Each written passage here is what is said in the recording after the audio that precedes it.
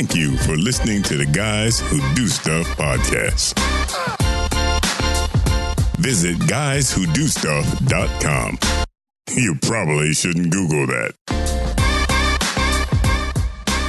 Welcome to the Guys Who Do Stuff podcast. I'm Josh. And I'm the other guy, Joe.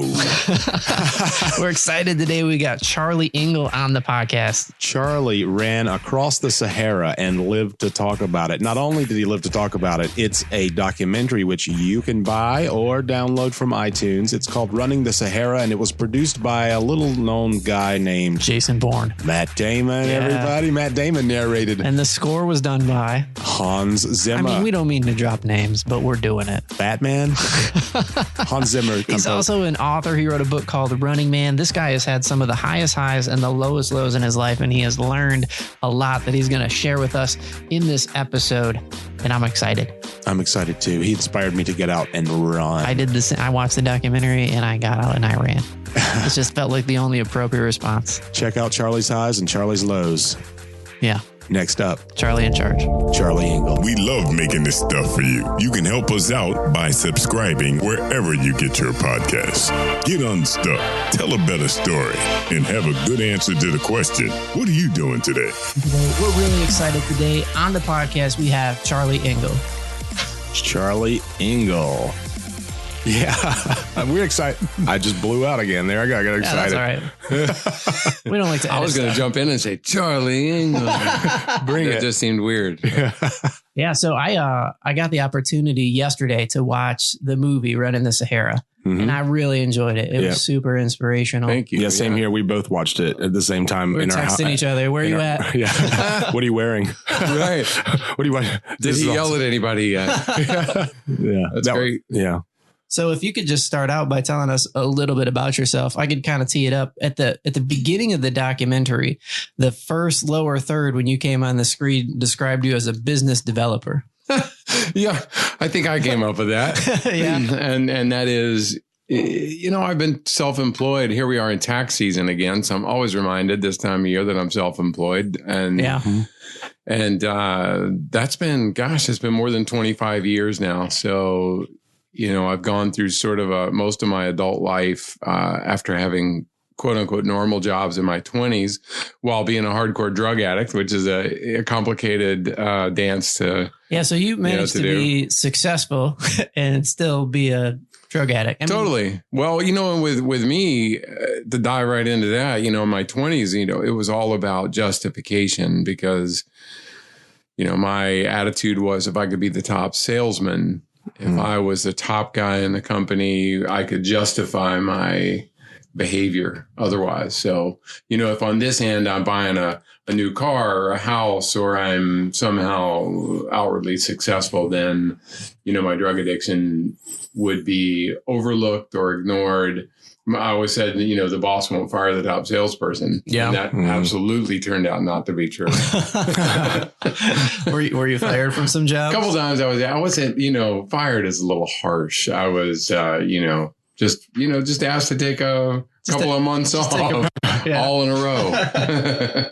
No, I mean, it is true. I mean, I got to be a pain in the ass, you know, at most jobs. And I had this in my 20s, this recurring pattern of doing really, really well for a while and having a cute girlfriend and, you know, having a great job and just, you know, everything going well for 6 months. 6 months seemed to be my limit for that.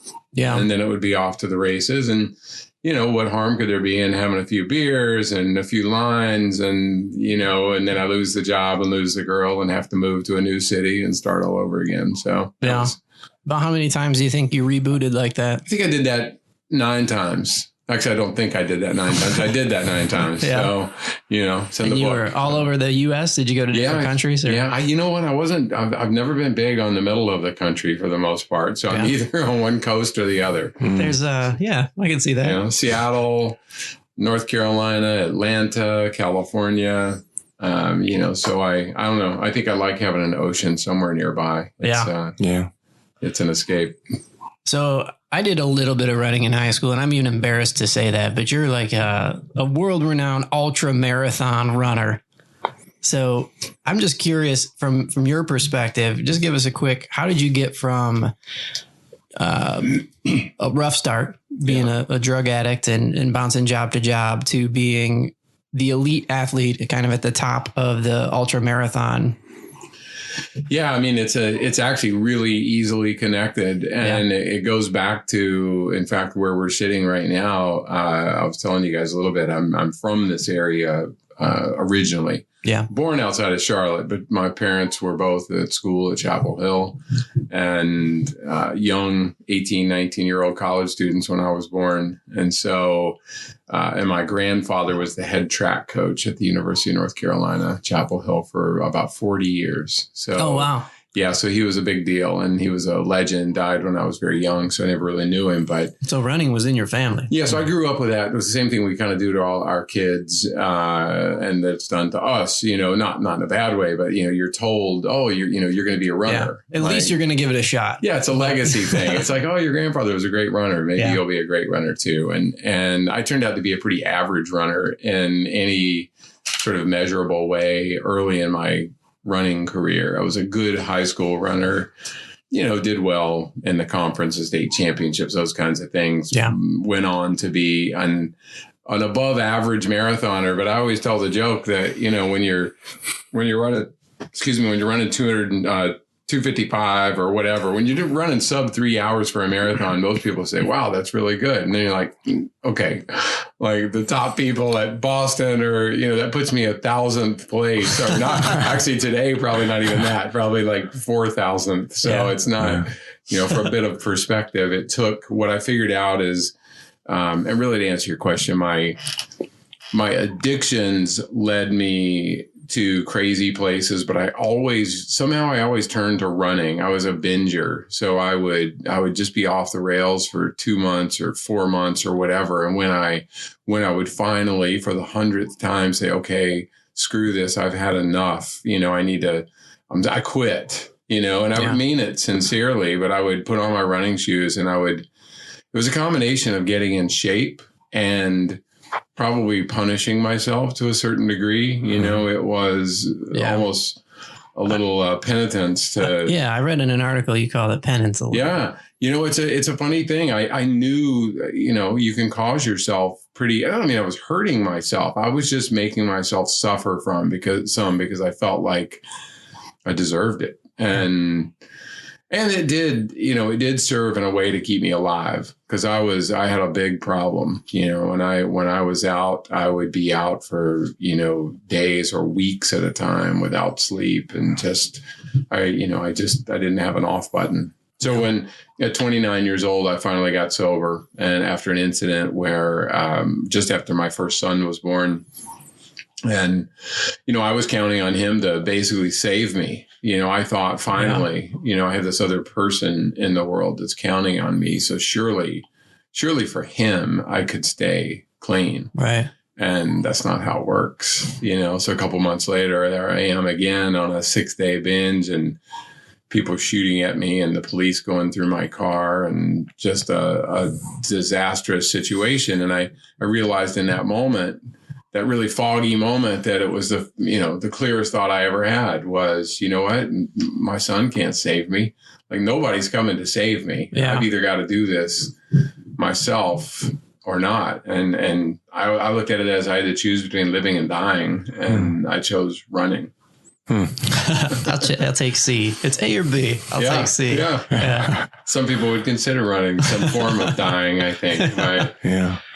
And for me, it just really changed things. I decided through a series of just experiences. I ran a lot of marathons in the first few years of my sobriety, and I thought I could sort of pound out the addict, I could get rid of that guy. And I figured out after a while that actually the addict and my addictive nature is all the best parts of me. Yeah. And without that, I wouldn't have anything, because I wouldn't be motivated to do anything. Yeah. Do you think that that's true across the board? I notice, certainly that people's greatest strengths also happen to have like a mirror reflection of their greatest weaknesses or vice versa. Like if you're really good at something, it's also probably the thing that's going to get you in trouble the most. Do you think that's a pretty universal principle? Or make you successful? I mean, because the fact is there's an obsession to anything. You can't have a success except for a very few. And I wouldn't even call them lucky. Yeah. You know, sometimes we see someone else who seems to have an apparently easy path. And we consider them to be lucky. Right. I don't consider that to be lucky. You know what? When someone sits down and says, you know, what has shaped you the most? What are the experiences in your life that have made the biggest difference? You know, I've never heard anyone actually say, oh, you know, I grew up with a really easy childhood and life was perfect. And it's really just all, you know, it's all been preordained that life is going to be really easy for me. Yeah. It's always the stories of hardship that make the difference. And I choose, with that knowledge, I choose to put myself in difficult situations most of the time. Yeah. Usually just physically going to do something that's hard, because I know time and time again, it's taught me that I know that's where the lessons are going to come. But that's where the cool shit happens. Right. You said in the movie, I wrote down this quote. You were at the point in the documentary where you guys were doing 50 miles a day comfortably, you said. But I wanted us to push it to the maximum. I wanted us to suffer to find a new level of self-discovery. I wanted to be empty. I mean, it's the way I looked at it. I still visualize this today, and it's no different for me today. There are times when I want a do-over almost, where I just want to like clean everything out and get down into the corners and scrape that shit out and put something new there. And, you know, I wanted to finish that run across the Sahara Desert knowing that I was completely empty. Right. And that there wasn't anything left. I wanted to be different. Why would you take on running almost 5,000 miles across the harshest place on the planet and have the goal be, so you could I want to be the same guy I was when I started. Or that wasn't too bad. Yeah, that was terrible. Fine. Yeah, I'll do that again. How was the trip? That was all right. I'm thinking about going back. I don't know who came up with the quote, but I always thought it was it's just 2 words, just die empty. Like as a principle of a way to live your life. Like you want to leave nothing on the table when it comes to the way that and I think it seems like you kind of have that model for your life. I absolutely do. And it is, look, it's not that I don't want certain things. You know, I'd like more security sometimes. You know, every once in a while I wake up and say, man, be nice to have a bigger, fatter bank account or something like that. And that, luckily, I'm happy to say that thought is really fleeting. And then I'm like, okay, well, you know, I'm getting ready to go run across Africa or something. And so that's not going to put a lot of money in the bank. But, you know, but it is about, what I'm happy to say is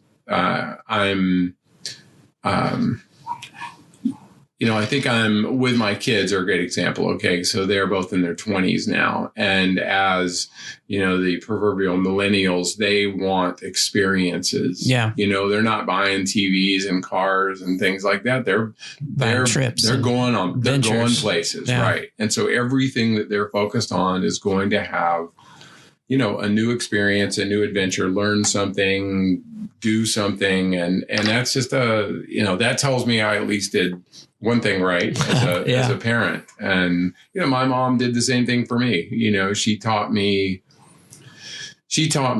how to think, not what to think. Mm-hmm. And I think that that's such a big distinction, and not to pick on parents who, you know, we think as parents that we're giving our kids guidelines or morals and ethics. And very often all we're doing is giving them ours.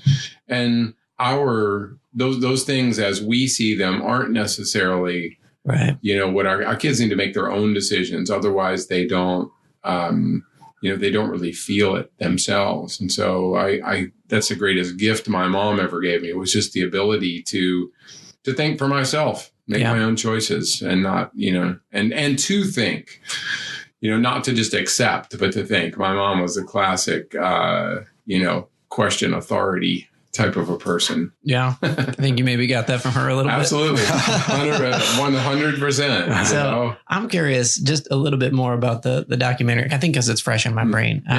How did that come about? Like, you have a great idea. I want to run across the Sahara. I'm going to get a group of guys together. We're going to have this expedition adventure. It's going to be amazing. I read somewhere that, was it at that time you were a producer on your Stream Home Makeover? Yeah, I was. Okay. I was. Yeah. So how did that even start to happen? Like, I've got this idea into now this movie's getting produced and it's narrated by Matt Damon and the scores by Hans Zimmer. Like, a lot of people have good ideas, but they don't often execute in that level. I just have to say one thing. Addicts are the best salespeople.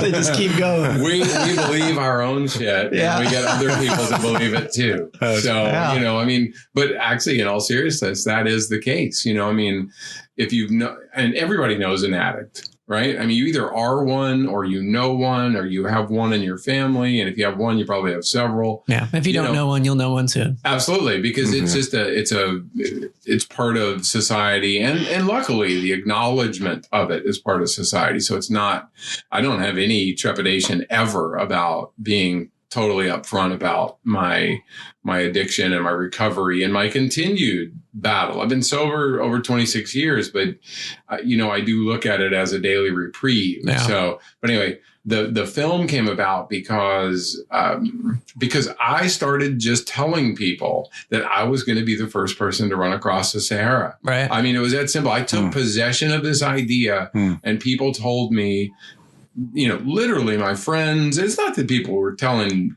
they wouldn't say anything mean necessarily. They just simply said, look, it's a cool idea, but it's not possible. Like you can't get supplies. It's too hot. You can't possibly run thousands of miles across deep sand. Like, it's just not possible. So forget about it. And I felt myself, especially the addict part of me. It's like every time I heard that, I let those people take possession of the impossibility. And I took full ownership of all that was possible. Yeah. And eventually I told the right person, and I did have some weird connections because of working on Extreme Makeover Home Edition. And one of the guys. Did you work with Ty Pennington? Yeah. Yeah. Is he that nice in real life? Very nice. Super nice guy. He seemed like he's just genuine guy. Yeah. Absolutely super. He's as, I hesitate to use the word crazy because it's a loaded word, but he's maybe more manic. Like, he seemed like he was like, he's always on. Yeah, dude. He was a spokesperson for Adderall. And I mean, and I'm actually not kidding. Like an official one. He really was. He is, you know, see, that's a nice, truthful statement as well as a funny joke. Yeah, exactly. He's classic ADHD, and he is, you know, his mind was all over the place, and he acknowledged his own sort of manic behavior, and that is a great example. Like we're just talking about. You need a manic to build a house in freaking 4 days or 2 days. That behavior made him really good at what he did, and he's also just a super nice guy, and you know, good designer, carpenter, and I mean, he's a guy who absolutely got lucky, and yet behind the scenes, you know, he had his own struggles. Some of those have been in the news here and there, you know. So, I mean, nobody escapes unscathed. Yeah. So anyway, I started telling people, and a guy who actually worked on the show some, I think he finally got sick of hearing me talk about the Sahara. He's like, look, if you'll shut up, I'll introduce you to this guy, James Mall. Nice. And James Mall was ultimately the director who came on board. And I gave the worst pitch in history. I showed up late at his office on the Sony backlots, and I got lost, and I'm sweaty and just a little panicked. And, you know, I'm 10 minutes late, and I burst into his office, and I just kind of like, as I like to say, I like threw up on his desk, like, Sahara, you've never been done before, Tuareg, sand, you know, all this craziness. And, you know, he basically stood up at the end and said, you know, yes, I'd like to do it. And I'm like, what? Wow. And, you know, a week later he calls and he says, you know, we need a producer. So I just hung up with Matt Damon, and he wants to narrate the film and executive produce. You know, would that be okay with you? And I'm like, no, I'm not kidding. I actually deadpanned, and he's like, you know, I was really hoping for somebody better. Can we hold out? Yeah, Matt Damon. Really? That's all you got? Right? Yeah. It's the best. Yeah. You guys went for a run in New York City, right? We did. Oh, that's cool. Yeah. That's how we met, was, you know, sort of I'm not sure if it was a tryout for him or for me, but I was still pretty, I was idealistic about the project. I wanted it to be a certain thing. And while, of course, I needed, the backing of a production company like Matt Damon's and Evan James Wall and all this was going to actually allow this to happen. Yeah. I didn't want to lose the sort of the organic nature of, I just wanted to run across the Sahara Desert. Yeah. It wasn't. I read in the book, it was so beautiful how you and Matt did the run. And I love how when deals are done or people are introduced, they share overlapping recreational interest. And that sort of led to, he felt your passion, you felt his passion, and you guys, that's how it sort of went forward, right? Yeah. Well, there is a funny quote that I like. It's funny that I'm quoting myself. Yeah. But, well, you do have a book. Well, I do. And Matt Damon is the one who he's the one who really put this out publicly because it was a private conversation. But he looked at me after that run and he's like, I don't know. I can't go any far. It's like 10 miles is my maximum. Like that's the most I can do. And I did look at him because he's a really good athlete. Sure. He's a nice guy. He could do, the guy. This would have been like the third Bourne movie. Yeah. That would have been that time of. The guy could have run 100-miler if he really, he wanted to. Or Jason Bourne certainly could have. Certainly could have. Yeah. And I think he did. Yeah. And I told him, I just said, you just need to change your relationship with pain. Yeah, I remember that. That impacted me when I read that. Yeah, changed my. And after I heard that, or after I read that, I went out for a run. It was a cold, rainy day. I haven't run in 10 years. I cycle a lot, but I was just like, I've avoided running. And I went out. I made a little video for you with my phone. I'll show you it later. But it was so cool just to get out and go. And I just had you inspired me to run. That's great. Yeah, that's great. Thanks for saying that. Yeah, it's important. Wow. I mean, it is look, I'm not a nuts and bolts coach. I'm not going to tell anybody, how far to run on Tuesday, but I can tell you why you should run, you know, and that's people assume that I like running. I don't actually like running that much. I like what running gives me. I like where running takes me. I like the results of running. And again, I think that's the way most people feel about exercise in general. Yeah, probably. Yeah. Although, there's that euphoria you get when you're in the midst of it sometimes. Yeah. But usually like the quote unquote runner's high, which I don't even know what the hell that means, but if that comes long after. That's about endorphin release, normally after stopping something. Yeah. And, and to not get too overly dramatic here, but the Sahara Desert is the greatest example of why I run and why I like to do these big projects is, when you drive, I've driven into, I've been to 50 countries and a lot of them impoverished and certainly not like here. And you drive into one of those little villages somewhere in the middle of Africa and people will inevitably come at you with their hands out. Yeah. Their, whatever. It's just not their fault. They've just been programmed, right. People, Europeans or white people or whatever come to their area, they're bringing something. Money's just falling out of their pockets. Yeah. Just stay close. You run into one of those villages on foot or on a bicycle or something like that. All of a sudden you are not different than them. Oh, wow. And the engagement, I mean, running across the Sahara, I never one time had anybody like come at me like, what do you have for me? Yeah. Probably because I looked like I didn't have anything, but we had this experience of organically running into these villages. You guys saw in the movie, people, they didn't know we were coming. Like this, and they all started running with you. Yeah. The kids would spot us. They're like, "We're doing this. We're running now." Hey, there's he's one of us. And we would run through the village, and the kids would run 5K or 10K out of the village, out into the middle of the desert with us. I'm kind of worried at first. You're like, maybe you should go back, kid. Right. And they finally just like wave and turn around and go back. And like, where does that happen? It doesn't. Imagine if I ran through Cary and a bunch of kids came like the Pied Piper. You get arrested for sure. I'd be in jail in about like a minute. Yeah. So those are the experiences. It takes like 2 kids and the cops would be like, Those are the experiences that when I boil it down, I rarely talk about like the physical undertaking, even though people we ran 2 marathons a day, basically for 111 consecutive days without taking a day off. And so, yes, the physical part of it was necessary to become the person, for me anyway, to become the person that I needed to be during the experience so that I could fully appreciate it. Right. So back to what you were saying about you have to change your understanding or the relationship you have with pain. That was the quote. I've heard a similar thing, but it was from a different concept. It was from a book called Presence that I was reading not too long ago. And she was talking about fear and changing your perspective of fear to excitement and just that mental shift and how that can do something. What is it like to change your relationship with pain? Yeah, man, it's everything. Honestly, it's everything because comfort is overrated. You know, I mean, it's a mantra of mine. Comfort is very rarely a compliment. Like, you look comfortable. Like, that's kind of a backhanded, like, why don't you get off the couch? Yeah. You look too comfortable. You know, if that's especially as a goal, like, when did that become a goal? I don't even understand. Like, financially, like, people want to be comfortable. Wasn't it human nature to be comfortable and then life shakes us up and then we want to be comfortable again? Yeah. Well, yes. And so there's physical comfort, there's financial comfort, there's emotional comfort. You know, we tend to always be looking for something else. And well, I do.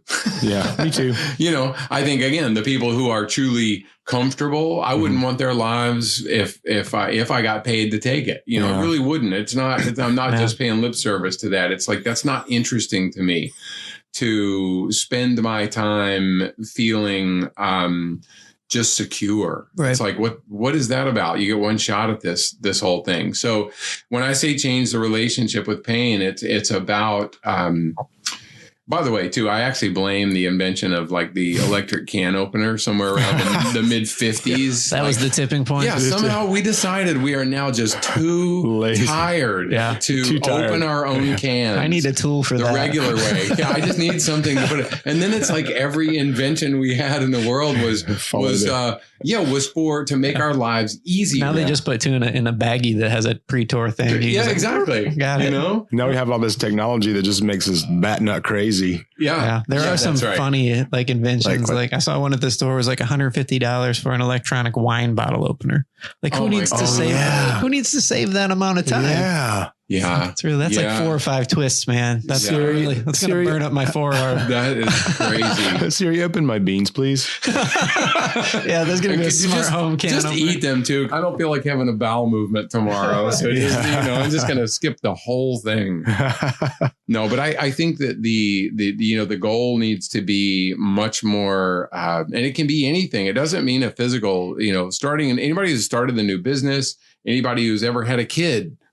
I mean, hell, imagine if you had to be, okay, this is my favorite. People will say, I'm thinking about running a marathon, or I'd like to run an ultra or something, but I just want to make sure that I'm ready for it. I need to get all the, and I always say, what's your definition of being ready? Right. And they're like, well, I need to get in this place in my job, and I need to have this in place, and I need to, they're pointing towards some future non-existent time when everything is going to fall into place for it. Imagine if you said that with kids. Right. I'm going to wait for we all do say that a little bit in our heads. We want to have these things in place. But then every parent says there's never a good time. No, there's not. And the cool thing is, this is the best saying, the best lesson that was ever said to me by my grandmother a long time ago. And so she said, look, you don't need to know how to raise a teenager, when your kids are born. You just need to know how to you just need to deal with a newborn. And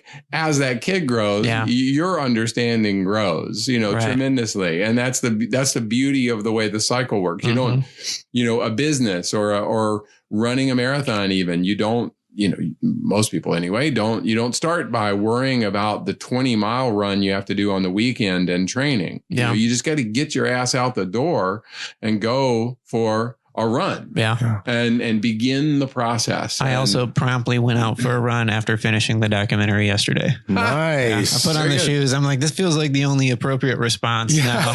That's how I feel. Go run. My work here is done. If I could drop this mic right now, I would. I would just drop it. The stand prevents it. Guys who do stuff challenge. Do this stuff.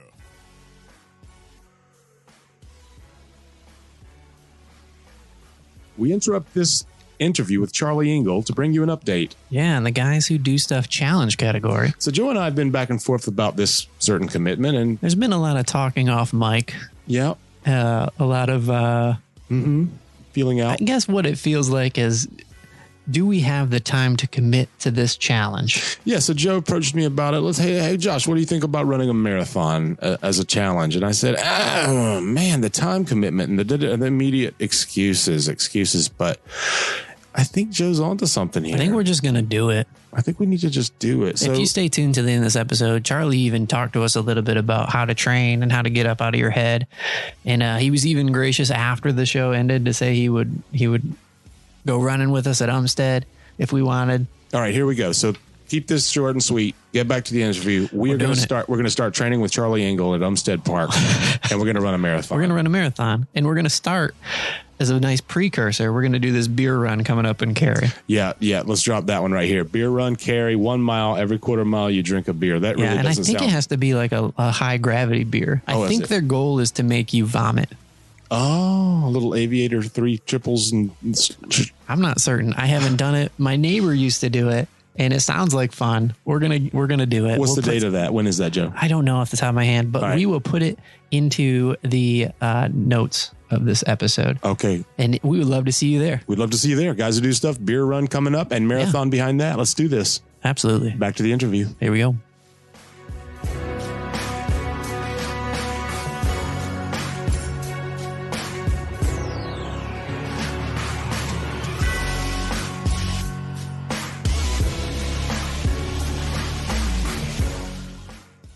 How are you seeing the world now with ultra runners and the popularity of these younger folks that, I mean, they get a lot of glory and all this nowadays. What is your take on that? How do you see yourself these days with that, all that going on? Yeah, that's a great question, because it's the sport has changed a lot. And of ultra running, especially. And while running, I mean, interestingly, numbers for marathons and for like Ironman triathlons have actually dropped, not significantly, but starting around 2012, those sports have been losing participants. Yeah. And ultras have been skyrocketing. So, here's how I sum it up. I did this, I'll keep the story short, but I did a talk in Des Moines, Iowa years ago, and about 10 years ago, and there's about 500 people at the pre-race dinner, the night before. And I had people stand up if it was their first marathon. And this kid is right in front of me. He's like 18 years old. And so I picked him. And I said, so it's your first marathon, tomorrow. Are you nervous? Like, I think you're going to be able to do it. He's like, he takes the mic and he's sort of this laid back. He's like, no, man, I ran a 50 miler last year. I like snatched the mic back from him and like, sit down. And I said, wait, okay, let me get this straight. So you did a 50 miler last year first without ever having done a marathon. And now you're doing a marathon. I'm like, what's up? And he takes the mic back and he's like, he just looks at me totally deadpan. You think I would have set this up? And he goes, dude, my mom ran a marathon. and I get his point. I mean, that drew a big circle around it. It's become, interestingly, it's still, marathons are tough. Like running a marathon for your best time, especially, that's one of the hardest things I've ever done, because you're like maxed out for however long that is, 3 hours or 4 hours or whatever it might be. And so it's very difficult. Whereas ultras are a lot more about, I call them thinking person sport, because you have to, it's all about hydration and nutrition and body maintenance along the way. And like you have to have a plan. You can't go run 50 or 100 miles without a plan. Kids, young people, shouldn't call them kids, but especially in their 20s, like these superstars these days, they don't know that. They don't know anything. They just go out and kick ass in these races. And it's, my old joke in the 90s was, you needed to be alive long enough to understand how to suffer properly. Yeah. And these 24-year-olds don't know shit about suffering, right? But they're just out there crushing it. So I think I love the fact that that's happening, and that, the sport is evolving and people want, some of it is a coolness factor. They don't, in this social media world we live in, they don't posting that you just ran a marathon, to, at least to some of these kids, isn't as cool as saying I just ran a 100-miler, because people do go, what? You did what? Yeah. Like they don't, it doesn't quite compute. Yeah. And I think there is that, so there is that part of it's look at me. And some of it's just actually people want to do things that they don't see a lot of other people doing. Right. Mm-hmm. Yeah, I get a kick out of those the 26.2s and the different the 0.0. 0.0 always makes me laugh. Yeah. I was gonna get one that was like 4,792. People would be like, what? You need to get that for your car. Like everybody else. That's the goal. Speaking of, like, you have another on your website. You are currently in the process of, what are you in the process of recruiting to do this 5.8? This big deal. Yeah. What's up with this thing? What a terrible idea. Another terrible idea. If we say that enough, will that provide fuel for you? Exactly. You can't do this, Charlie. No way, Charlie. 5.8. You can't even add those numbers. So 5.8 is my latest and by far biggest project, which is, I think, saying something. And frankly, though, the idea came to me, I found notes and even emails about this project all the way back to 2008.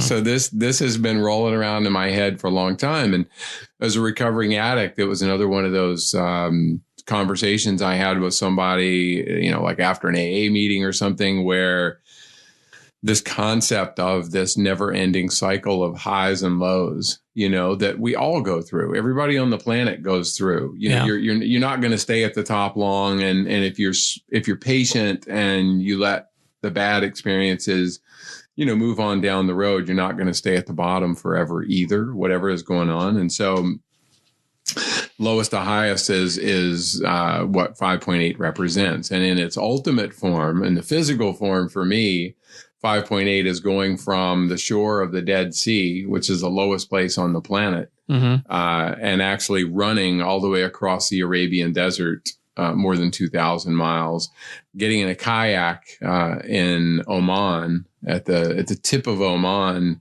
and paddling about 1,000 miles across the Indian Ocean, landing in Mumbai, hopefully, getting on a mountain bike and actually cycling across all of India over 2,000 miles to the base of Everest, and then climbing to the top. It's only like 2 miles to the top once you get there. So I wonder if that'll be the hardest 2 miles. I bet it would be. Actually, you know what? The part of it that you guys just watched, the Sahara.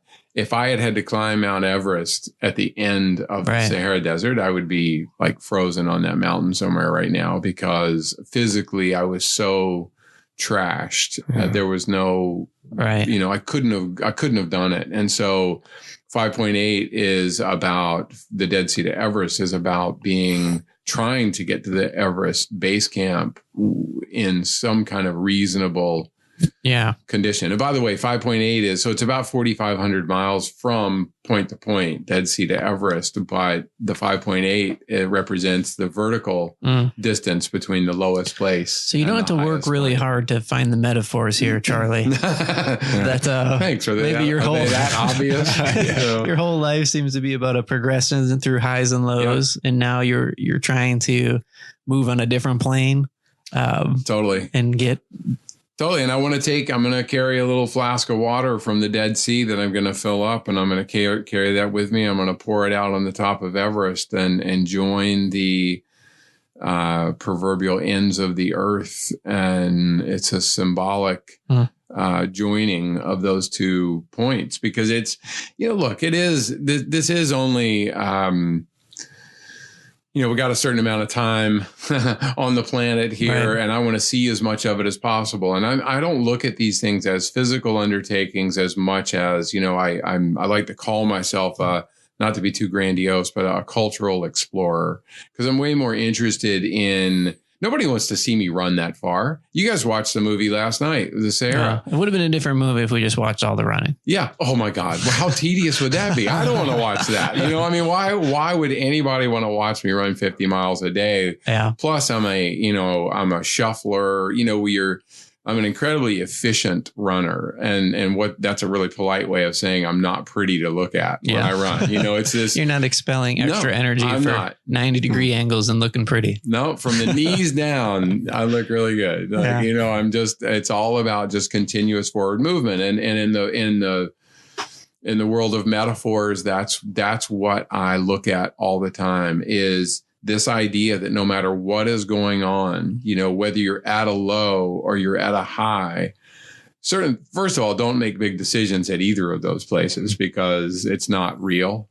You don't make a crazy decision when you're at a terrible low place, ending jobs or relationships or things like that. And you kind of also don't do the same thing at a high, because neither of those things is going to last. We're going to spend most of our time in the middle ground to some degree. And, it's about continuing, though, to put yourself in positions to learn more, to hopefully impact some other people, and get them to understand that this isn't about seeing how easy you can make this life. Yeah.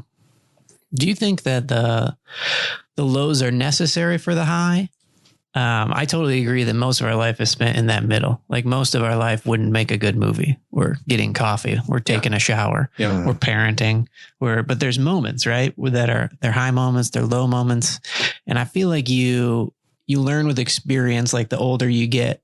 There is something that comes along, just like a belief in, because of the experience of your life, that this will pass and soon I'll be here. And then this will pass and soon I'll be here. And I'm just really curious. You've experienced some crazy highs and some crazy lows. I want to hear a little bit about, because I love the kind of the outcome of it, how you ended up spending 18 months in federal prison.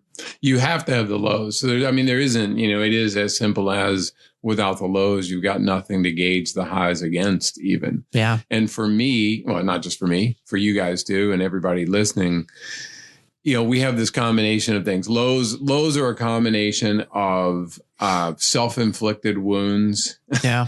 And stuff that just falls out of the sky and hits us on the head. And really, truth be told, they're a combination. Almost everything is a combination. Even the out of nowhere disease or car accident or other, probably a series of decisions, not necessarily bad decisions, but just whatever, a series of choices have led us to that point at that time.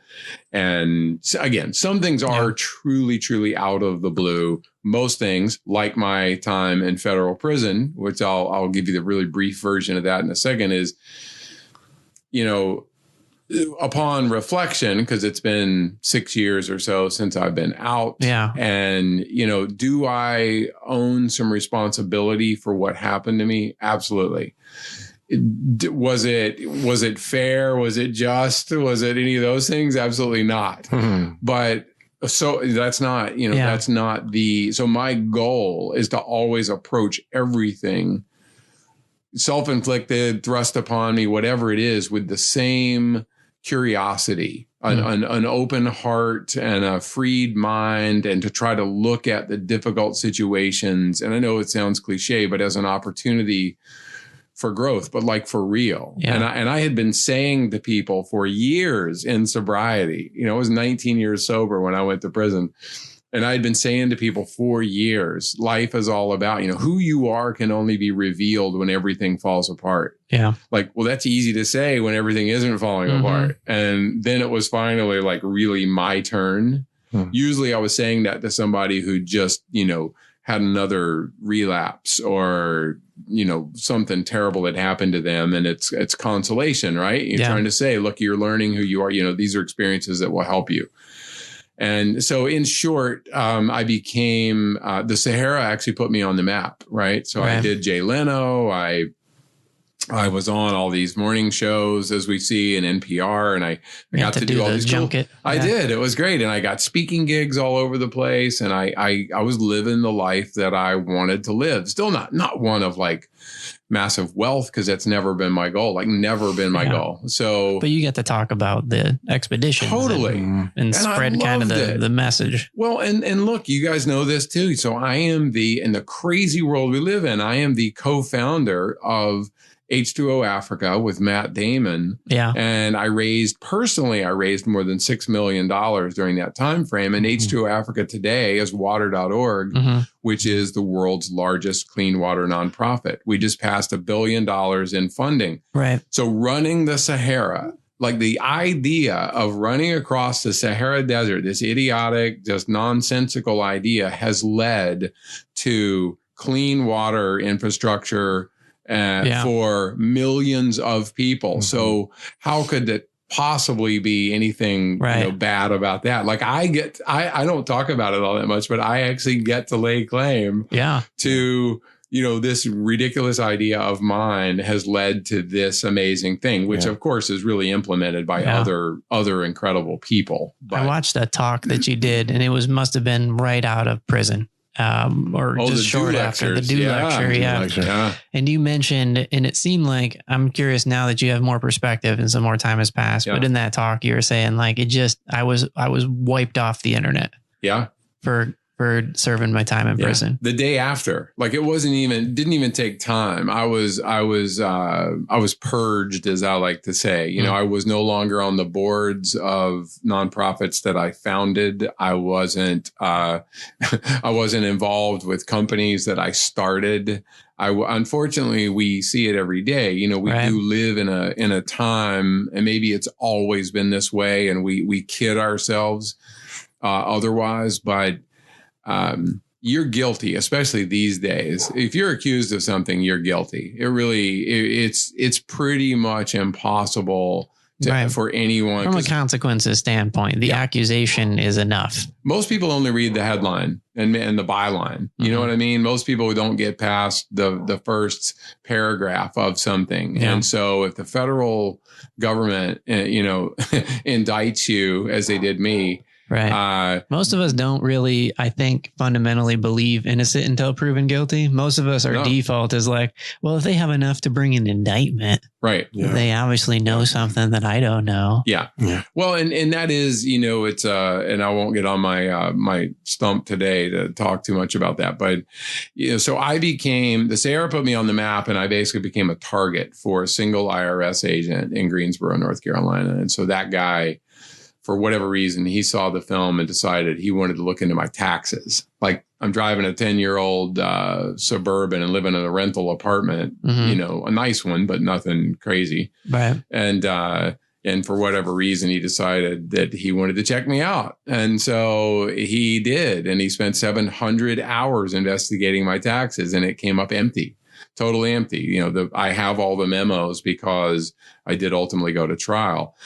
Therefore, I got discovery, which meant I got to see everything along the way. So at a time when he should have dropped it, instead, he actually doubled down and used the Patriot Act to actually get into my emails and listen in on phone calls and surveil friends and family and send in an undercover agent. It was craziness. And of course, I knew none of this at the time. Right. Ultimately, to cut to the chase, though, because this is too long a story. People can read the book if they want. But, I became the only person at that point in the country being charged with allegedly overstating income on a home loan application. Yeah. And for that, I could get, over 20 years. And I read a New York Times article, and they were quick to bring up a very valid point. Like Charlie Engle gets jail time, and the CEOs and the people most responsible for. So this was at the time, 08, 09, somewhere along that line, where the housing crisis, and at a time where I remember the mentality at that point in time was just people were encouraged by their brokers. It seemed like a little bit. Just tell them it's all right. They weren't encouraged. The brokers filled out the paperwork. My broker was a voice on the phone. I never met the guy. Wow. Yeah. And I had bought and sold probably a dozen properties up to that point in my life. Mm-hmm. So I wasn't some like real estate tycoon, but I'd, at the time, how many properties did you own? Two. Right. So it's not like I was real a magnet. I was a real estate magnet. Real Donald Trump right, over exactly. here. I was just on the edge of, and they snatched it away. And so when everything fell apart, one of those properties went back to the bank. I did. I freely admit. I couldn't pay for it anymore. It was But the thing people lose sight of, like it was an expensive property. Like I have $600,000 property that overnight was worth $100,000. Mm-hmm. I didn't do that. I'm not the one that created. And when I say borrowers didn't have the power to create a market where prices were so overvalued. Right. And, and for the average investor, person, this was an investment property.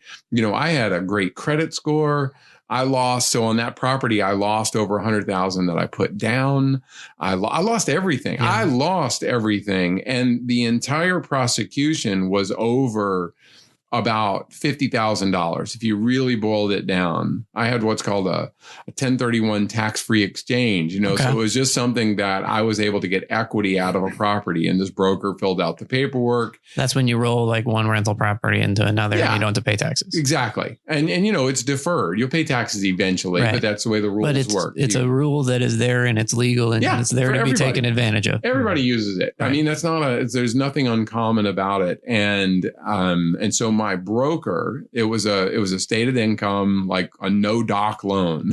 No docs is just like what it sounds like. There's no documents. Like, you're fine. Going through. I had a good credit score. And at that point, again, I didn't make the rules, but the old joke was for them, if you had a pulse, you could get a loan. Mm-hmm. Like it wasn't, everyone knows it wasn't difficult. And unfortunately, for me, sometimes people will look at me and say, you shouldn't have, like, because I'm a visible person who went through this thing, just like about 15 million other people. Right. And, and we would have prisons full. Anyway, long story short, which is too late already. I fought it. I went to trial because I wasn't going to admit to something I didn't do. And you know what? I was actually found not guilty of providing false information. So I wasn't found guilty of providing false information because I didn't. The mortgage broker was already in prison. Like this guy forged all the documentation. There was no doubt about that. The jury so what was your sentence affirmed then? that. So I was convicted of mail fraud because I signed a closing package that had inaccurate information in it, and I put it in the mail. Wow. So it didn't matter whether I knew the information was there or not. Yeah. They feel like they were making an example. Totally. Yes. The New York Times article reference, I don't know if they did the research or they were just estimating, but this was something that millions of Americans were doing at the time. And really more importantly, millions of, or if not millions, but, this was we have short memories, right? There was a lack of regulation by the federal government. They basically at that point, and not to pick on George Bush at the time, but I will, he decided to grow the economy by throwing all the rules out the window. So that's the reason you could do these loans. There was no regulation. Yeah. There should always be due diligence, right? Back in the day when I bought my first house, and not to belabor this point, when I bought my first house, they crawled up my, with a microscope with everything. And you know why? Because that bank was lending me their money. Right. And they wanted to know if I was going to be able to pay it back. You flash forward to what happened in the 2000s. They weren't lending their own money. They're lending like fake money from out of the air from these investment pools. And once the initial purchase was done, they didn't actually care whether the house was paid for or not because they made their commissions. And when people don't care, then obviously due diligence goes out the window because they're only worrying about getting past step one. So that's what created this nightmare. So I am found guilty of that, and I'm sentenced to 21 months in federal prison in Beckley, West Virginia. And I report on Valentine's Day, 2011, to federal prison to serve my term.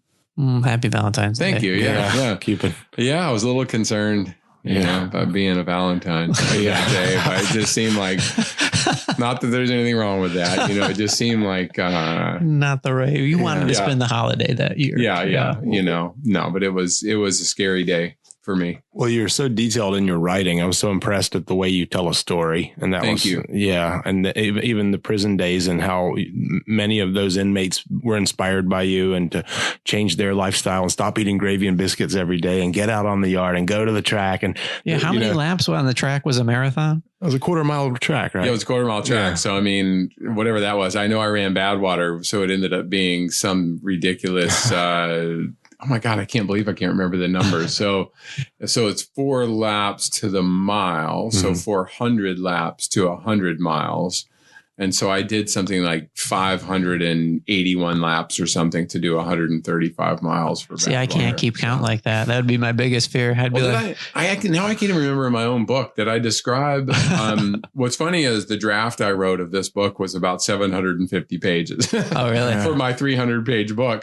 And so consequently, through the editing process, sometimes I forget what actually ended up in the final book because I don't, maybe it'll surprise you. I don't sit around and read my own book. Well, you did narrate it for Audible. Do that. I had to audition for that too, which I always found to be funny. Yeah, you had to audition to be Charlie Engle. Yeah, I did. Right. I loved it. Who else is going to read? Yeah, when I saw it's read by the author, I'm like, great, boom, press play, and I was like, oh God, he can read too. This is great.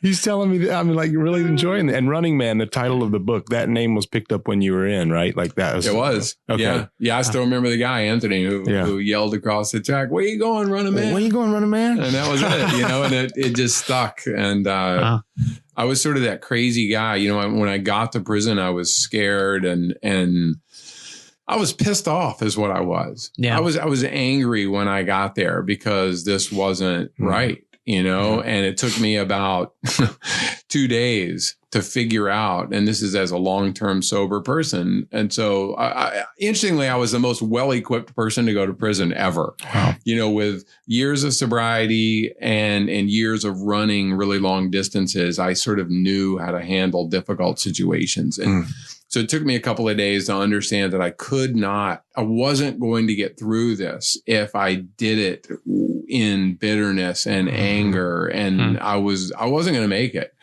And so I did. I flipped that switch and I decided to be curious about the situation. I'm like, I'm here. I had that sort of like out loud conversation with myself. I'm out running around the track and the rec yard. And I basically said, fair or unfair doesn't matter. You are here in prison and you are not going to leave until this sentence is over. Yeah. So get over it and figure out who you're going to be in this place. And I started to run, and that sort of, as usual, just changed everying. And you were pretty good at basketball too, I see. Thank you for that. But you missed enough free throws not to get your ass kicked. And you want to know something funny? The guy in that story in the book, Big Mo, this 6'6" African American who looked mean as hell, but was the nicest guy ever. Who when he put his hand on my shoulder. So the story is, of course, I won a 3-point contest the weekend after I got to prison, and it turned out that winning something right after you get there not a good as a middle-aged white guy on the basketball court was not a strategic advantage. No, it was not. And anyway, I saw Big Mo. When I got out years later, I ran into him in Wilmington, North Carolina. And it was just such a great meeting. And we laughed about that situation even. But, it's I found my way by running. And I did what I like to call in addiction recovery, it's known as attraction rather than promotion. I certainly didn't go around prison telling guys, hey, you're a little overweight. You look like you lose, you should run some miles. Not a good idea. How to make friends in prison with Charlie Engle. No. There's your next book. Immediately win competitions and insult the body mass index of the population. But slowly guys started coming up to me after a while and saying, hey, and they didn't know who I was in there. I mean, I was nobody in there. And they would come up and just say, hey, can you teach me how to run? Can you help me? Because, what they saw was the results of running for me. They saw me getting through a really hard situation and using running as a tool for God, just decompression and health, and not just physical health, but mental health. I mean, it saved me. It saved me. Running saved me time and time again. And it still does today. Yeah. I got so many questions. Bring it on. Keep going. I know I've run too long. You started with the idea of penance, or we were talking about it earlier, and you are running for penance. And I'm curious, are you running for something different in the 5.8? Do you feel like you served your time, like literally and figuratively, you served your time? I am. So did your motivation change, and what are you running for now? Great question. Thank you for that. Because I hadn't actually thought about it in those terms, but I am no longer punishing myself. Like I don't feel badly about who I am these days. I still am insecure. You know, that addict still tells me I'm not good enough, and that, you know, man, a drink or a drug would sure make this social situation easier. Like there's still that voice in me that I choose to ignore, but I'm no longer like, I'm a terrible person or something's wrong with me. So, you know, I'm trying to figure that out by beating the answers out of me. Today, it is genuinely all about discovery. And I think what's happening too, I'm 56 years old now. Yeah. Right. So there is the inevitable march of time that is colliding with my goals. Yeah. And I sort of look at it and say, I've got another 5, 10, 15 years of fairly high level exploration in me, but I need to get on with this, you know? So part of it is what's beautiful is I'm also married to, you know, second marriage. I got married 5 years ago. I'm also married to a woman who is a preeminent wildlife biologist in the world. She's an ornithologist by trade, so a bird expert. And you know, she lived in the Amazon for years. I consider her like the Jane Goodall of the bird world. And she lived with the birds. Yeah. And so we have this, they're a lot less dangerous than gorillas in general, but we have this, and not to overshare her story, but she's been through she's had cancer a few times and when she shouldn't have survived. And yet here she is. And so we sort of bonded in a way over mutual suffering, and we understand the value of time. And so we try to spend our time going to the corners of the planet to discover new things. And it's cultural exploration. I mean, what is there in the world other than learning about other people, maybe trying to make an impact and help other people?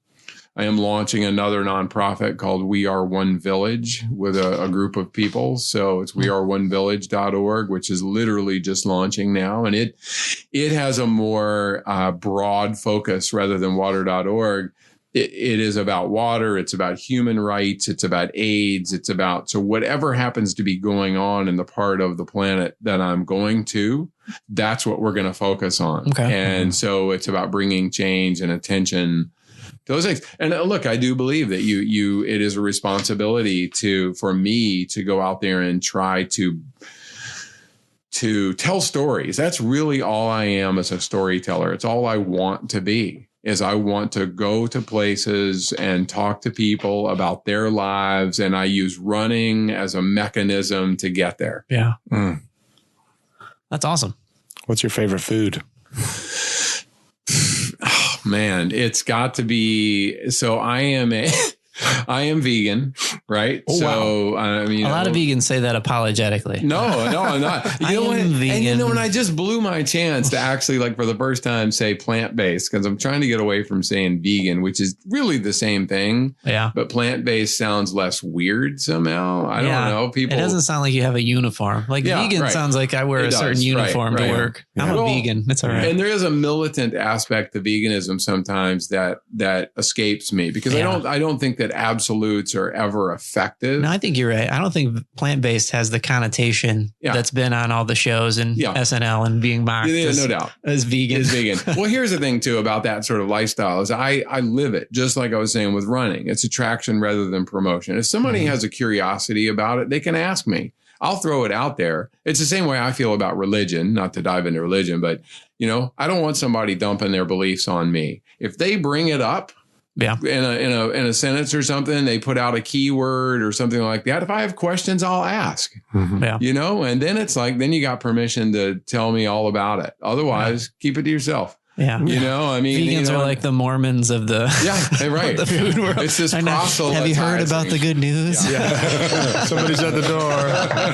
It's the vegan. Now, I will say, look, people ask me why. First of all, I mean, it is a lifestyle that it's healthier as far as I'm concerned. It works for me. Is it a diet to you, or is it your diet? No, it's just it's a lifestyle. Yeah, it's a diet's a word that I don't like. So it's just what I eat. I don't ever deprive myself of anything. Like but it is also this, I don't want to go too deeply into this, but I mean, the unsustainability of our, of our planet these days is beyond denial. And I mean, people will still deny it, but I don't, it's just not, you cannot look at what's going on these days and the, animal farming, especially in a state like North Carolina, and not at least, if you haven't delved in, if you think it's not a problem, it's only because you haven't bothered to look. Mm-hmm. And it's just a problem, and it is unsustainable. So I don't beat people up and say you shouldn't eat meat. I say, look, take a look at the issue, and maybe there's a middle ground. How do you get your protein? Yeah. And that's the question, right? And what's funny is I get so much more protein. I mean, over 100 grams of protein a day, and so much more than meat eaters, because, animal protein, first of all, is incredibly inefficient. So I get it from nuts and legumes. And, yes, I eat, as I call it, fake meat. So there's a company out there called Beyond Meat that's like my go-to these days. So my wife doesn't actually she's been vegan forever, and she doesn't like fake meat because she didn't like meat to begin with. Oh yeah. So why would you replace something that you didn't actually like? So she's not missing it. I grew up in the South, so it's not like I miss it necessarily, but I'm not bothered by, the texture of it, or whatever. But so protein is easy to come by, and most vegetables. I do use an organic non-whey protein that I eat every day, along with a greens kind of a thing in a smoothie, or just with some almond milk or something. Dairy is a big issue. I don't do dairy, and when we all are allergic to dairy, whether we know it or not. Cows are the only ones meant to drink cow's milk. That's what I tell my wife with our 5-year-old. Yeah, pounding the milk. I'm like, it's terrible. It's absolutely terrible. Yeah. Not only what's in it, but it if you stop. And not to tell you, I'm not telling you how to parent, but if you want to get one over on your wife here a little bit, or prove a point, sure, give your kid almond milk for a month. Mm-hmm. All right. Just switch over to almond milk, and then give them a glass of regular milk. Yeah. And, and basically watch them just, shit their pants for 2 days. Because that's what's going to happen. They're just going to spend all day, every day farting, because, that's what dairy does to our system. It's not an accident. The only reason it doesn't happen all the time, if you drink it all the time, is because your body's fighting to adapt to it, to neutralize these crazy things that you're putting in. Maybe we're being set up for flatulation tax. It's not just cows, guys. It's a gas. It's coming to humans that's too. That's what they mean about gas tax. Man. Yeah, vote against it. Nick 6 or whatever. I don't know what I'm talking about. So back to what Josh was talking about. There's some professions that seem to allow the top of the field to continue to produce past a certain age. I think movies, I think of Ridley Scott or Martin Scorsese, Clint Eastwood. They're still at the top of the game, and they're still producing. Do you feel like sports have a shorter shelf life? And do you also feel like you're getting edged out of your discipline because of your age? Actually, what's interesting about ultra distance is, it is sort of the opposite. I can continue to be pretty darn competitive in a 100-mile race. But I also, as you can tell with 5.8, and I've got other really, crazy ideas that, self-made adventures are, there's no limit to those. And professionally, I consider myself to be a producer, a filmmaker, and a writer. Okay. So I need to go. So you feel yourself in that category. You're like, no, I'm doing all right. Totally. So I need to go out there and do things. The thing is, I'm not a writer. I don't pull from, thin air. I need to go do something. What did you learn from the documentary process about producing. Man, have greater control. Yeah. No, I'm kidding. So part of it, and if you see the film, and I'm glad you guys enjoyed it. Now I don't want to dive down this rabbit hole, but some people see it and they see me as nothing but an asshole. Yeah. Some see it and they see. I was going to say, I think I know what you're talking about. I felt like, because I think we've been trained watching so much reality TV, that there was a moment where the two other characters, what were their names? Yeah, Kevin Ray and Kevin. Yeah, they were. Actually, you brought up a point. That was a good point right there. They were running towards the end, and it felt like a forced TV moment. It did, right? Where they were like, and this is how the setup of the scene is. Yeah, Charlie is got an injury, and they're going to take a nap so that Charlie can keep hobbling along so that they can make it in time. Yeah. And then he starts to feel better and starts running at a blistering pace, which is not true at all. Yeah. And then there was like this weird, didn't match the rest of the movie, sense of panic from the two main. Did he leave us? Does he hate us now? It just wasn't the tone of the movie at all. Like, he's going to finish without us. And then they catch up in like 3 minutes. Yeah. Dude, you just made my day because I sound like I might be defending too much, but in the social media world, that scene became the divisive thing, and what a jerk, what a whatever. And I would say, like, why would I basically pull these guys for over 4,000 miles across the desert and leave them on the last day? Like, if I wanted to script, how can I make myself look like the biggest dick in the world? Yeah. That's how I would do it. I convinced this guy who wants to quit over and over again with loving speeches and hugs and encouragement. And you can do it. Don't quit. Believe in yourself. And then I'm like, gotcha. Right. And this was, there's 500 hours of footage. And once that footage got into the editing room, a very creative editor, told what he felt like was the most compelling story that he could tell. And I will say, like you just said something a second ago, that is the filmmakers point to me. He's like, they showed the film to test audiences, right? And they only remembered me, which I'm not saying is a good thing or whatever, but so whether I was the villain or the hero, it sort of depended on your background more than what was on the screen. If you had a coach that like yelled at you and you hated that in gym class, or you had whatever, then you probably didn't like me in the film. What's that called? The Warshaw test, where they show you the ink blots? Yeah, Rorschach or whatever. Everybody sees what they see. Well, that's art too. It's a subjective experience for the viewer, right? Most of film is that way. Yeah, and they found that if a person was a CEO or a policeman or firefighter or military or whatever, they saw my point of view, or at least the way I was portrayed, that I was single-minded and focused to get to the end. That's what we had signed up to do. And they viewed it as leadership. They got the team. Exactly. There. Yeah. Whereas, others, again, look, man, people pick on things when not to go back to the prison thing, but so when I was arrested and talk about the downfall. So the film had been out for a couple of years. So those people who thought I was a jerk in the film, guess what? They're like, yes. The day I was arrested is like, see, I told you that guy was this and that or whatever. Yeah. Like it somehow provided this firestorm of justification for those people that I was obviously a terrible person. And, and I may be, but it wasn't for those reasons. Yeah. and it is, look, I actually don't blame people for that. And what I found was,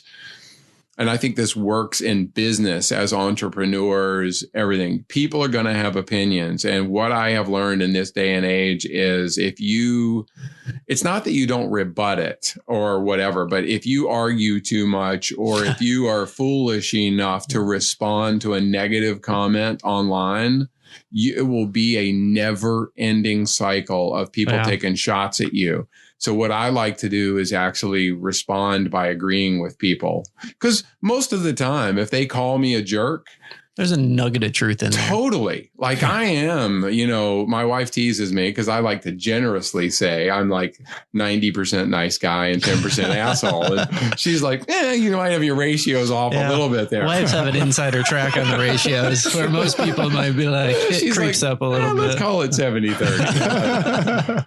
And so certainly that part of me, so the people that say that, they are hitting a target because because there is that part of me that says, am I? Is that what I am? Yeah. Like maybe I am. Yeah, I am. Because here's these incidents that prove that I'm an asshole. But we're not all Hopefully. I mean, I don't think any of us, we're not all anything. Yeah. You know, we're that thing in a moment or in a phase or in a relationship even. I mean, there are times when it just is, for whatever reason, that situation brings out, you know, the worst in us. And so the idea is continuous forward movement always, and to have a certain level of acceptance.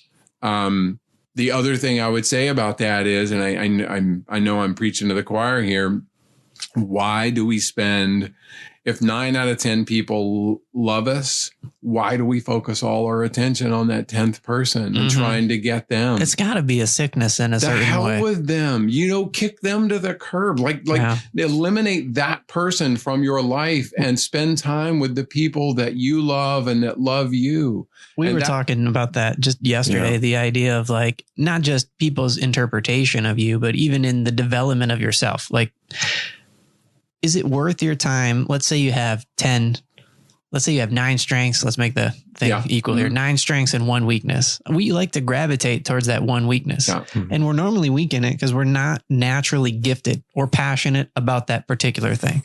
So a lot of people will spend and waste so much time trying to fix that 9th thing when they've got these 9 strengths over here that would have got them so much more further momentum if they would have put focus and energy on this. And I think it's the same with people, but there is something about that. Like, I look at like Google reviews, right? There's something like 10,000 1-star reviews of Harry Potter.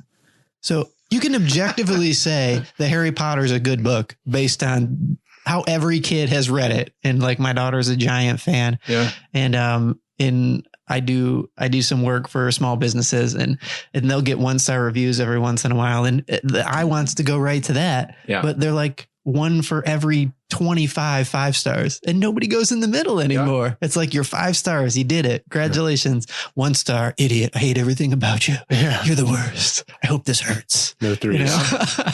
Well, you do this podcast long enough, you'll feel some of that pain yourself. It won't matter how good a job you're doing or whatever. Eventually, you know, someone will say something hurtful, either because they actually mean it or just because that's just the way people are. You know, they feel power in that, you know, that negativity. And I'm happy to say I don't spend any time there. I do, you know, if I'm unlucky enough to come across a negative comment somewhere, you know, it still bothers me. I will be remiss if I didn't say, so I'm launching, you know, I work for Spartan races also these days. We talked about that? No.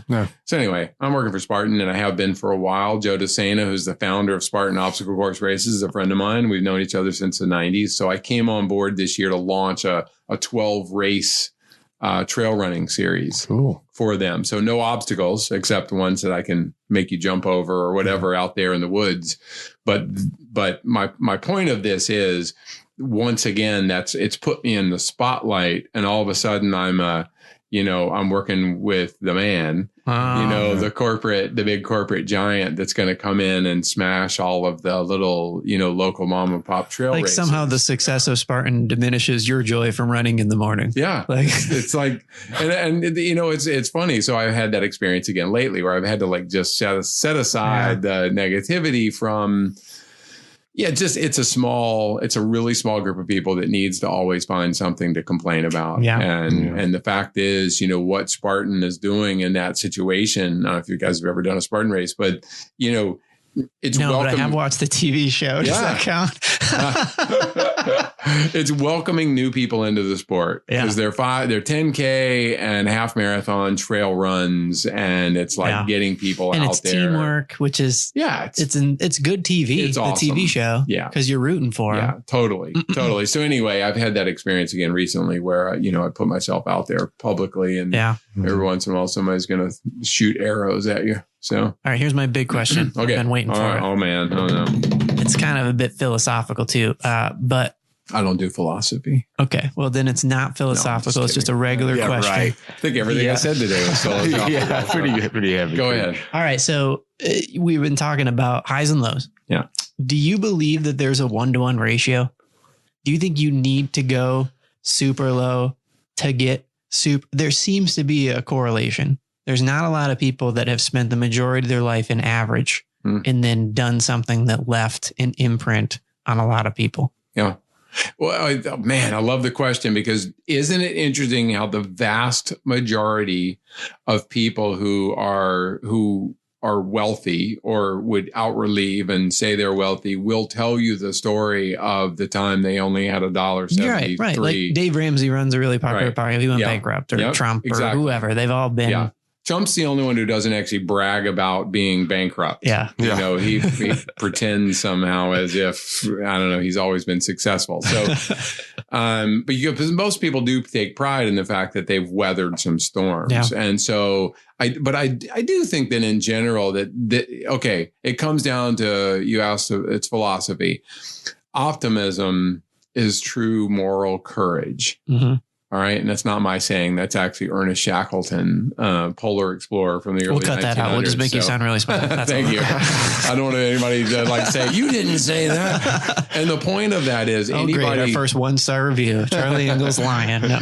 Anybody can be optimistic when things are going your way. Right. But who are you and what are you about? Can you be optimistic when things are not good? And I think that, we know the people who approach every situation from the glass is half empty side of things. And they're miserable to be around, frankly, and not always, but it's a tough way to go about it, because it's a hedging, right? That's all they're doing. They're afraid that things are always going to be bad. Therefore, it's easier for them to immerse themselves in the negativity and the downside. Because if you just stay there, then somehow it puts salve on the wound of not ever having the success, or being afraid that you're not going to have it again.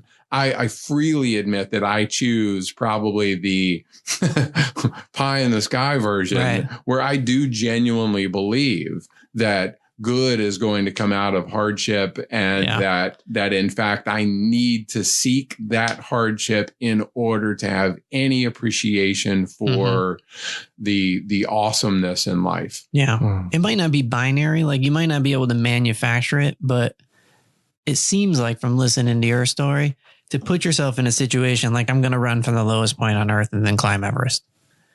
It seems like you're doing everything you can to put yourself in a situation where you can have a mountaintop experience.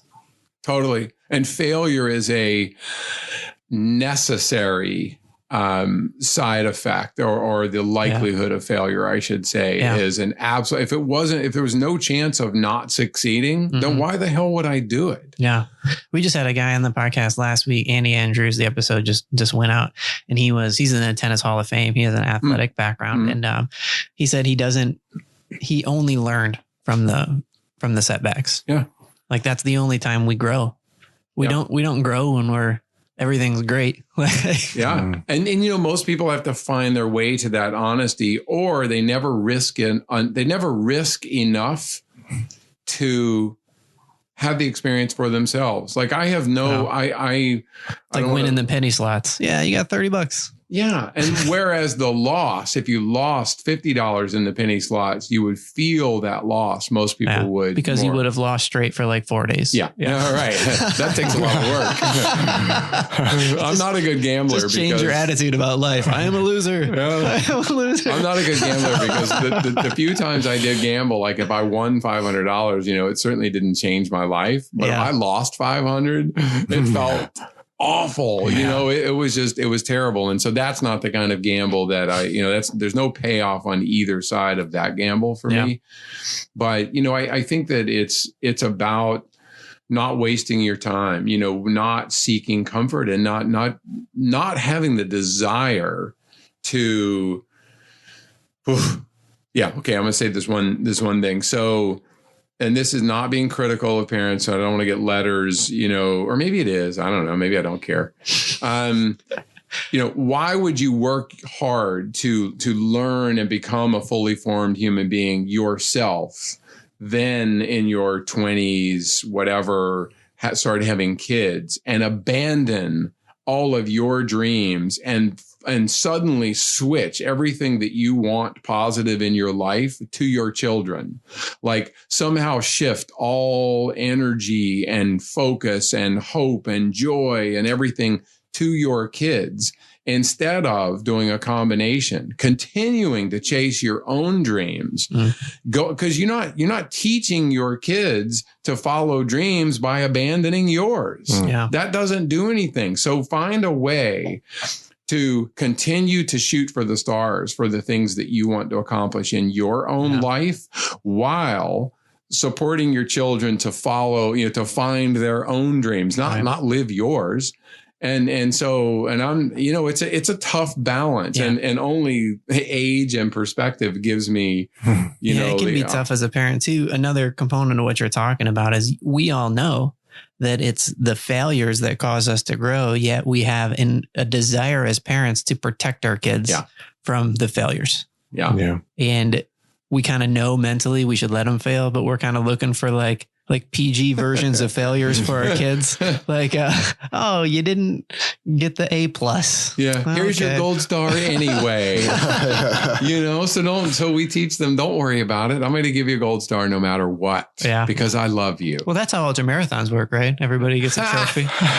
Exactly. Showing up. Well, and that's the thing is, and I think I did a pretty good job with my kids. I think they would say the same. There's some things they would tell you that in some ways they'd rather I was around more when they were little, because I was gone a lot, both with work and my chasing around the world. But what they are now in their 20s, what they're doing is they're out there now, like they're not afraid to go try anything. That's awesome. And I think that is, to me, that's a great payoff for that. Because just because you're an adult doesn't mean you have to abandon. I get the thing all the time is people say, I want to run an ultra, but I got 2 small kids. I'm like, what? Where did the correlation between those two things? That is a cop out if I've ever heard one. There is no place on the planet where you can't figure that out. People all over the world do indeed, like literally carry their kids on their backs while they work. You can find a way to run a 50-miler, 6 months from now while still not doing permanent damage to your children. It's a convenient excuse. Speaking of convenient excuses, so part of the show is Josh and I like to challenge each other to do stuff. And I said, man, we're talking to Charlie Engle. I feel like you and I should run a marathon. And Josh's response was, that seems like a lot of work. That's a big commitment. To be honest, we have other goals this year. I'm working on things. I'm just harshly He didn't say, dude, right my mom ran a marathon. So if you were going to give us advice, like running a marathon, what's the best advice from one of the best at it? Easy. It's easy. So the key would be, because what I heard you just say there too, Josh, you have other goals, and maybe those other goals are, and I'm picking on him, but I feel the exact same way. But here would be my point. Usually it is time oriented. A lot of people use the time excuse. I don't have time to do it. So what I say is and this is the truth for me, I never train by distance. I only train by time. So the point is, you can't tell me that you don't have 30 minutes today or 45 minutes or an hour. Whereas in your mind, if you're going, I got to run 6 miles today, or I got to run 8 miles, it's like somehow the weight and burden of that is overbearing. Whereas if you will eliminate that emotional pressure on yourself, and like if you have an hour today, here we are in North Carolina, it's ridiculously warm and it shouldn't be and whatever, but I'm still going to go enjoy it.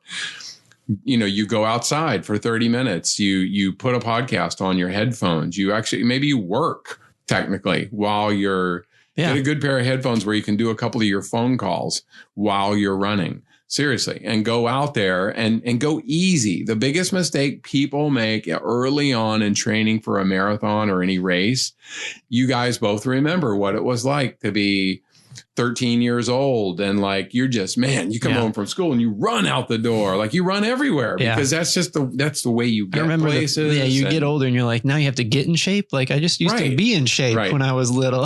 Exactly. So you gauge and you end up judging the feelings of it based on those first few weeks when, your body is all of a sudden adjusting to this new stress that you're giving it again.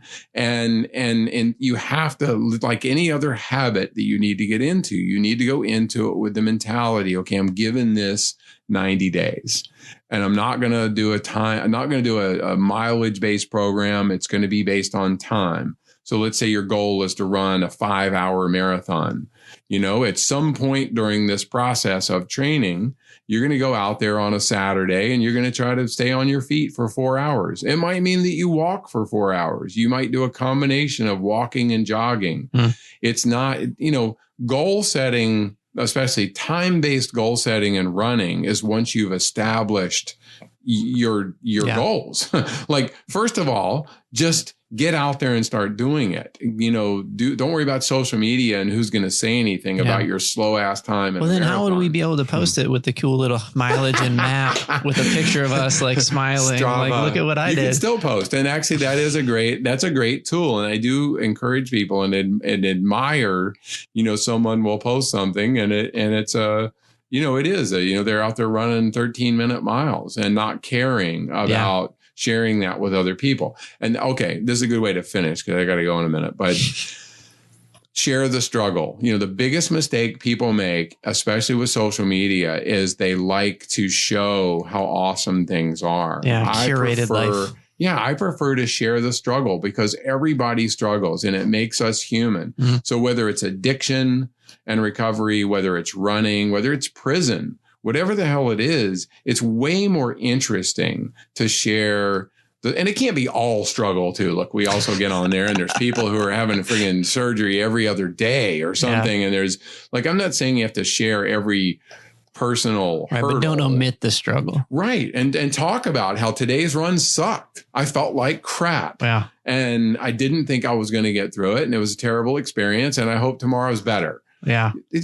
Do that once in a while instead of, I'm filled with gratitude. I'm not filled with gratitude every friggin' minute of the day. I watched the sunrise while I finished the 4-minute mile. The point is to hopefully get some of those days, as we're doing this. That's I feel like that's more manageable. I feel like I can devote an amount of time, but it is daunting to. You could train for a marathon on 3 days a week and you could do it time based. And, on a weekend, you might have to get up at 5 o'clock in the morning so you can be home for the kids when they get up for breakfast, whatever. Yeah. You might have to make some quote unquote, I'm doing air quotes for people, sacrifices, to accommodate lifestyle, but not much. But you're right. Like that's the exact same feelings I had. I was teasing Josh for was when you say it's a big time commitment, you mean time.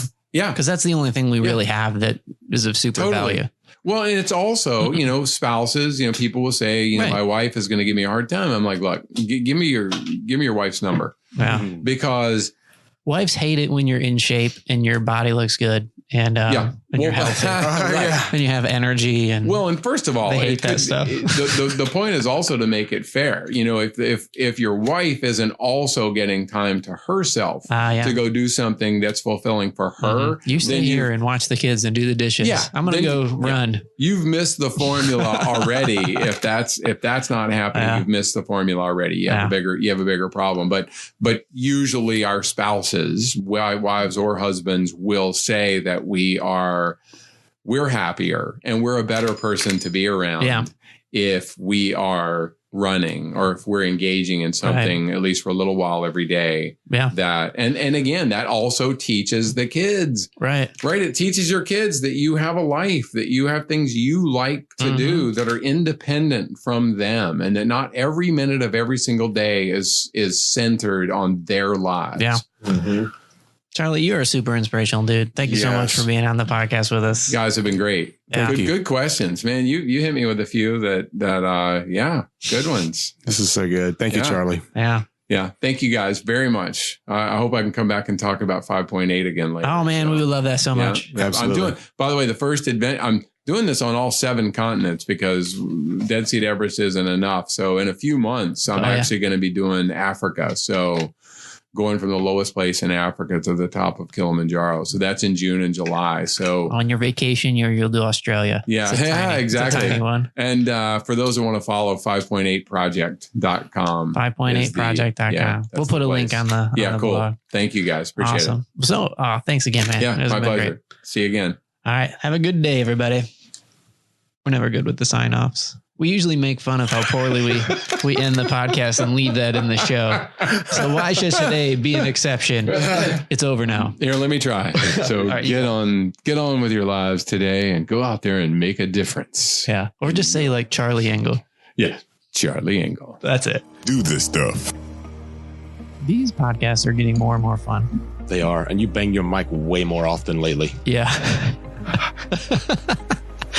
You must be excited because I get excited too. And when we introduce people like Charlie Engle, I get like, I make plosives on them. It's like, what am I doing? I get excited. You're explosive. Anyway, so yeah, Charlie was here. I read his book and we watched his movie and it was just such a ride to go on. You recommend the book, Josh? I recommend the book. It's called Running Man. Stellar photograph on the cover.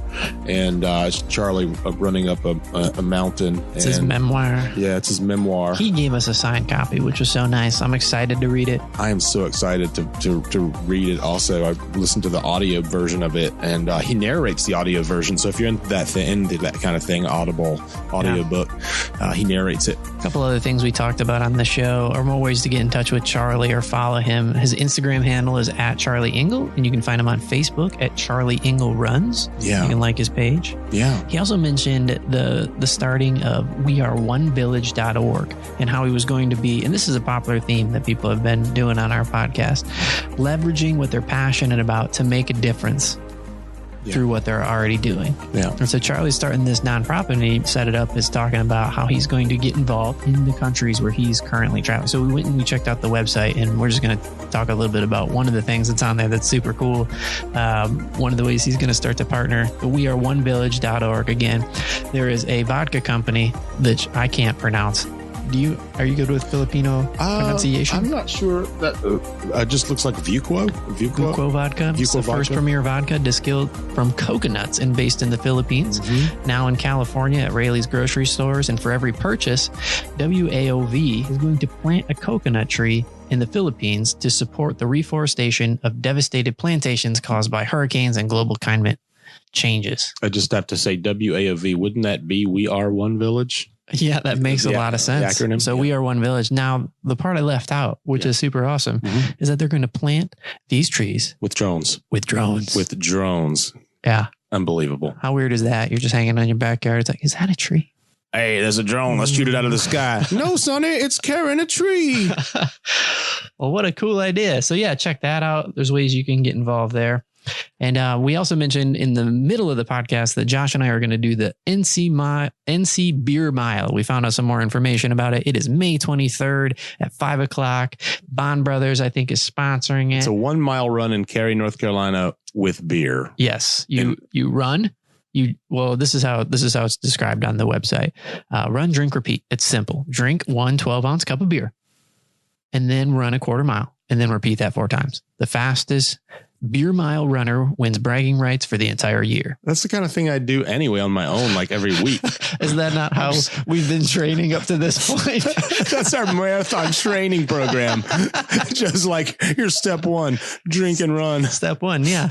It's weird because it's harder at the front of the race because you're carrying multiple 6-packs based on how far you're going. Yeah. But now we're not going to train like that. I'm going to run by time. I'm really running lately, inspired by Charlie. I went for a run. I'm like, I didn't want to drink. I just wanted to run. And it's just. Yeah, this arguably sounds like a really bad idea, but also very fun. Yeah. Yeah. It's a great challenge for us. They encourage costumes. What are you going to wear? Clothes. I don't know. I'm not a costumes guy. You're not a costumes guy. I don't think I own a costume. I used to own a pair of their onesies, like adult onesies. Remember when those were popular? Yeah, I do. And it was the blue tuxedo from Dumb and Dumber. If I wear a costume, which I will because it's costume encouraged, and you don't, you're going to look like an idiot.